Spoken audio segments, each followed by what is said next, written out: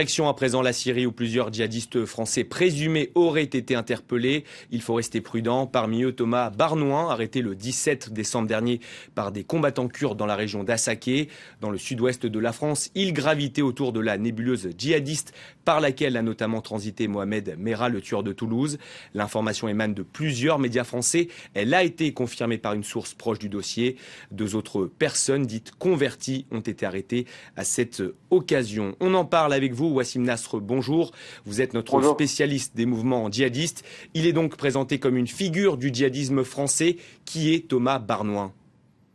Tout à fait, c'est une figure du djihadisme français, en tout cas du début des années 2000, parce que c'est un jeune homme originaire de la ville d'Albi, 36 ans, et qui s'est converti en 2000, donc il n'a pas d'origine arabe ou autre, c'est un Français de la ville d'Albi, 36 ans, rien de plus normal, qui a fait une scolarité tout à fait normale, bac littéraire, aucun problème avec la justice, et qui a été attiré donc par les mouvances djihadistes donc au milieu des années 2000, après avoir quand même fréquenté les frères musulmans en France, de groupes de salafistes quiétistes ou d'autres. Il s'est finalement été attiré par le salafisme djihadiste.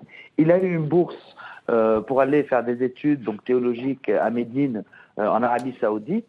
Il n'a pas fini parce qu'en 2006, il a voulu rejoindre le djihad en Irak, donc avec les premiers ressortissants français qui ont voulu rejoindre ce djihad irakien donc contre l'armée américaine, et il a échappé de justesse à une vague d'arrestation en Arabie Saoudite en 2006. Il n'a pas fini ses études de théologie, et finalement sur le chemin de l'Irak, il a été arrêté en Syrie, à Hama, très précisément dans la ville de Hama, avant d'être extradé vers la France, où il a purgé une peine, donc jusqu'en 2014. Sa peine de prison finit comme d'autres, comme Sabri Essid, qui est le fils du mari de la mère de Mohamed Merah, en 2014, ayant purgé sa peine, il a réussi à rejoindre, donc avec plusieurs personnes de sa région natale, les rangs de l'État islamique en Syrie. Et effectivement, comme vous dites, c'est une figure parce que il est considéré, en tout cas par ses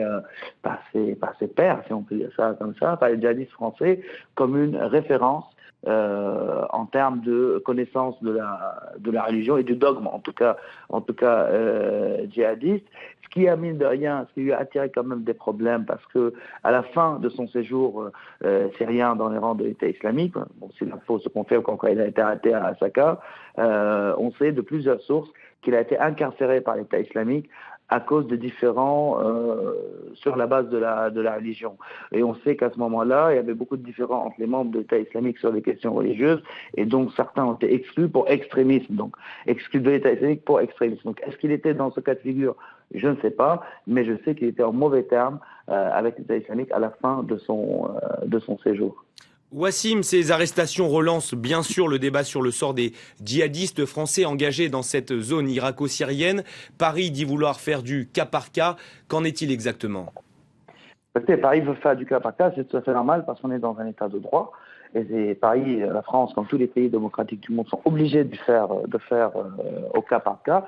Et c'est le cas, hein, si on peut dire ça comme ça. Parce que, par exemple, quand on voit qu'il y a des enfants qui ont été rapatriés depuis l'Irak, il y a quelques jours, des enfants de djihadistes français rapatriés vers l'Irak, on voit que c'est traité au cas par cas. C'est tout à fait normal. Mais la question se pose autrement pour la Syrie, donc pour l'arrestation de ces djihadistes français aujourd'hui en Syrie, sachant qu'il y en a eu d'autres avant, hein, qui sont encore en Syrie, que ce soit entre les mains des factions rebelles loyales à la Turquie, dans le nord-ouest de la Syrie, que ce soit entre les mains des factions kurdes dans l'est et le nord syrien. Plusieurs cas existent déjà. Le cas de Barnouin dénote parce que c'était une figure, comme vous l'avez très bien dit tout à l'heure, mais c'est un vrai casse-tête, en tout cas pour les autorités françaises, parce qu'on ne reconnaît pas, la France ne reconnaît pas l'autorité des milices kurdes légales. Donc on sait aujourd'hui, d'après plusieurs sources, que la France essaye d'avoir un intermédiaire qui est, comme beaucoup de cas dans d'autres conflits, la Croix-Rouge, par exemple, pour s'assurer que ces djihadistes sont détenus dans des conditions acceptées, où le droit international est respecté, etc., etc. Mais ça reste très très difficile à gérer au niveau légal en ce qui concerne la Syrie particulièrement. Wassim Nasr, spécialiste des mouvements djihadistes pour France 24. Merci beaucoup Wassim pour toutes vos précisions.